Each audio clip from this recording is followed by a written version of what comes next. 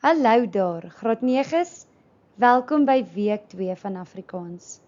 Ons sal hierdie week hoofstuk 2 behandel met die tema Ouers en hul dinge.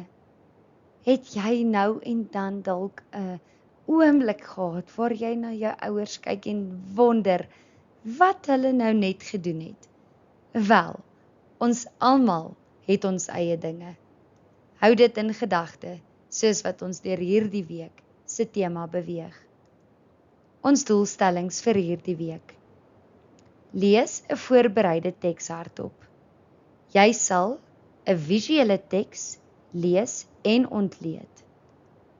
Onder lees en kyk, sal jy 'n kort verhaal lees en bestudeer. Dan sal jy 'n gedig ontleed en vrae daaroor beantwoord. Onder skryf en aanbied sal jy 'n brief skryf vir waardering. Onder taalstrukture en konvensies sal jy 'n taalhersieningsoefening voltooi oor spelreëls en spelpatrone, afkortings, verkortings en akronieme, basis, agtervoegsels, voorvoegsels, enkelvoudige en saamgestelde sinne, eiename, soortname en byvoeglike naamwoorde, lees- en skryftekens, direkte en indirekte rede, idiome, spreekwoorde en eufemisme. Daar is 'n paar sleutelterme waarmee jy bekend moet raak vir hierdie week. Visuele teks, vluglees, soeklees, liggaamstaal, afleiding, doel, teikengroep, gevolgtrekking, milieu, verteller, tema, titel, brief van waardering, akronieme, basis, voor- en agtervoegsels, enkelvoudige sin, saamgestelde sin en idiome. Dit bring ons dan by die inleiding vir hierdie week. Ouers en tieners. Ouers het hul dinge en tieners het hul dinge. Partykeer bots hierdie dinge, maar ouers is 'n onmisbare deel van elke tiener se bestaan. In hierdie hoofstuk gaan ons die saak van beide kante ondersoek. Jy gaan voorbereid lees, 'n visuele teks ontleed, 'n kort verhaal en gedig bestudeer en taal hersien.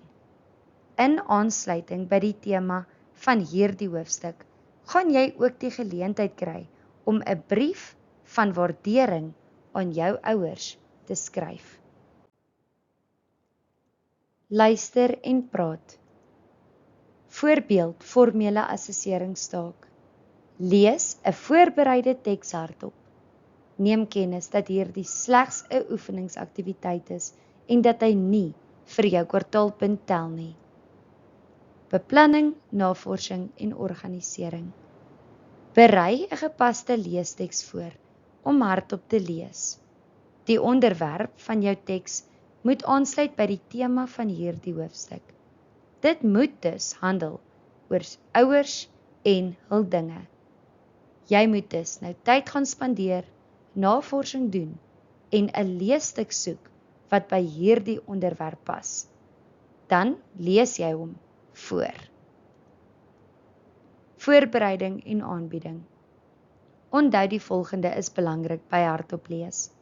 Jy moet goed voorberei en vlot lees en woorde duidelik uitspreek. Jy moet die betekenis van die teks verstaan. Projekteer jou stem. Gebruik pausering. Lees hard genoeg teen die regte tempo. Hierdie aktiwiteit tel uit 10 punte. Sterkte. Dit bring ons dan by lees en kyk. Aktiwiteit 2.1. Lees en ontleed 'n visuele teks. Prelees. Praat in julle groepe oor wat dit is om te staak. Hoekom staak mense? Ek is seker jy het al 'n staking beleef. Tydens lees, gebruik die onderstaande prentgrap en teks om die vrae te beantwoord. Ouers wat staak. Ouers staak op soek na samewerking en respek. Paus lees. Beantwoord nou die volgende vraag. Nommer 1.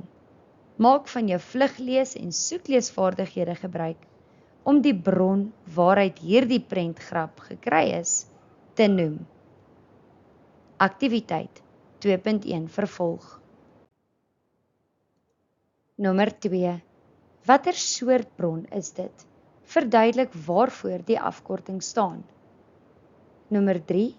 Herskryf die eise van die staker in goeie standaard Afrikaans. Tydens lees. Nommer 4.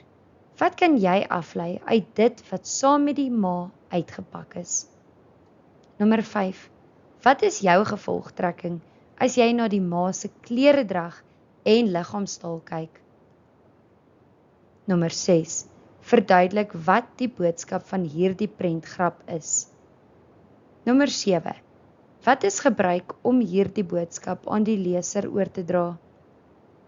Nommer 8. Watter voorspelling kan jy maak ten opsigte van die volgende? A.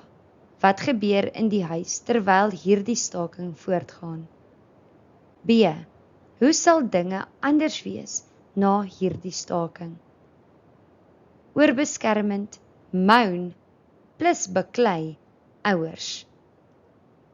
Nee, sê jou ouers, ons het klaar gepraat, maar jy rol jou oë en beplan jou ontsnapping na die party anyway.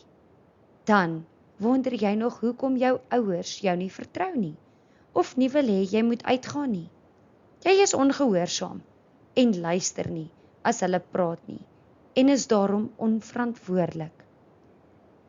Ja goed, soms ooreageer ouers, en is hulle so oorbeskermend, maar dit is met rede. As jy iets moet oorkom, sal hulle hulself nooit vergewe nie.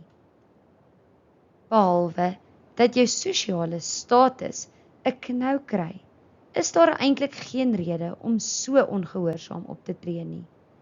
Daar sal ander geleenthede wees waarheen jy kan gaan.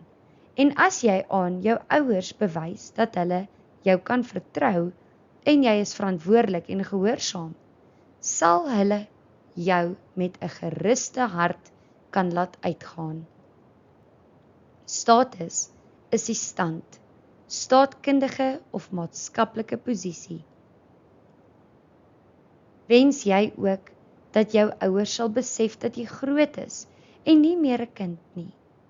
Maar, is jy regtig groot? Ek bedoel, dink daaraan. Volwasse jong mense luister na hulle ouers, respekteer hulle ouers en is gehoorsaam. As jy die een is wat jou oorrol, dink jy weer beter en met jou ouers praat soos met gemors. Is jy so groot as wat jy dink?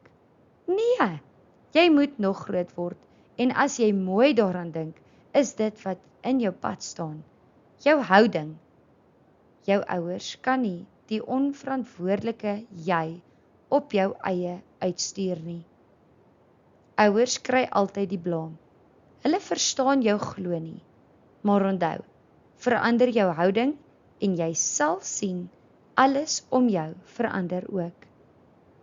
Hierdie bron is geskryf deur Marieke Edwards, Tieners en ouers in gespreksituasie, 2011. Aktiwiteit 2.1 vervolg.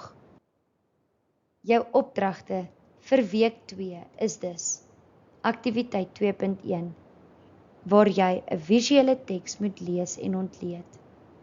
Aktiwiteit 2.2, waar jy 'n kort verhaal moet lees en bestudeer. Aktiwiteit 2.3, waar jy 'n gedig moet ontleed en vrae beantwoord.